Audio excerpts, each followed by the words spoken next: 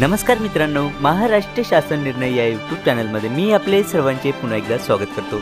मित्रांनो, अंगणवाडी सेविकाताई आणि आशा वर्कर्सताई यांच्यासाठी एक अत्यंत महत्त्वाची अपडेट म्हणजेच बातमी ही समोर येत आहे। नेमकी बातमी ही काय आहे ती सर्वच आपण जाणूनच घेणार आहोत, पण तत्पूर्वी जर का तुम्ही चॅनलवर नवीन असाल तर नक्कीच आपल्या चॅनलला सबस्क्राइब करून घ्या, जेणेकरून नवीन व्हिडिओ तुमच्यापर्यंत पोहोचत राहतील। तर जराही वेळ न घालवता आपण व्हिडिओला सुरुवात करूया। संपूर्ण अपडेट आपण जाणून घेऊयात। दिव्यांग यांच्या पुनर्वसनासाठी राज्य शासनाकडून अनेक योजना राबविल्या जात असल्या तरी त्यांची प्रवर्गनिहाय आकडेवारी उपलब्ध होत नसल्याने दिव्यांगांना अनेक अडचणींना तोंड द्यावे लागते।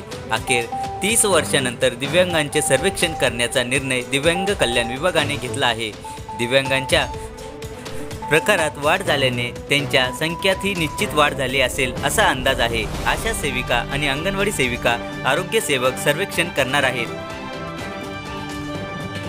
दिव्यांग व्यक्तींचे सर्वांगीण पुनर्वसन करून त्यांना समाजाच्या मुख्य प्रवाहात आणण्यासाठी 31 जिल्ह्यांमध्ये सर्वेक्षण होणार आहे। राज्यभरात मोबाईल ॲपच्या माध्यमातून घरोघरी जाऊन दिव्यांगांची माहिती संकलित होणार असून सर्वेक्षणाची 2 महिन्यांचा कालावधी दिला आहे। आवश्यकतेनुसार त्यात वाढ होईल। सर्वेक्षणातून दिव्यांगांची नेमकी संख्या स्पष्ट होणार असणार आहे। राज्यातील दिव्यांगांची संख्या 2011च्या जनगणनेनुसार 29,63,000 होती। राज्याच्या एकूण लोकसंख्येत दिव्यांगांचे प्रमाण 2.6% होते।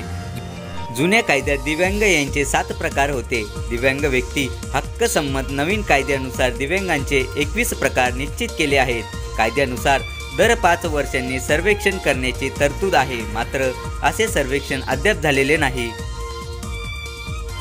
खरी आकडेवारी येणार का समोर? राज्यातील अकोला, परभणी, सातारा जिल्ह्यात सर्वेक्षण पूर्ण झाले आहे, तर बीड, धुळे, ठाणे या जिल्ह्यांमध्ये सर्वेक्षण सुरू आहे। त्यामुळे आता उर्वरित जिल्ह्यांमध्ये सर्वेक्षण होणार आहे।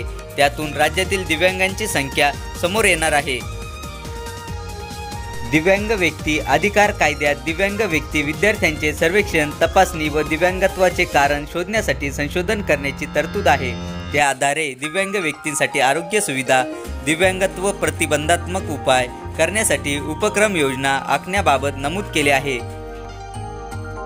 दिव्यांगत्वाचे आपण प्रकार पाहूयात, नेमकी कुठले कुठले आहेत ते। त्यामध्ये अंध, दृष्टीदोष, कर्णबधीर, वाचादोष, अस्थिव्यंग, मानसिक आजार, अध्ययन अक्षमता, सेलेब्रल पाल्सी, मेंदूचा पक्षघात, तसेच सोमग्न, बहुविलांग, कुष्ठरोग, बुटकेपणा, मतिमंद, अविकसित मांसपेशी, मज्जासंस्थेचे तीव्र आजार, मेंदूतील चेतासंस्था संबंधी आजार, रक्तासंबंधी कॅन्सर, रक्तवाहिन्या संबंधित आजार, सिकल सेल, ॲसिड हल्लाग्रस्त पीडित, कंपावत इत्यादी यामध्ये प्रकार हे येणार आहेत।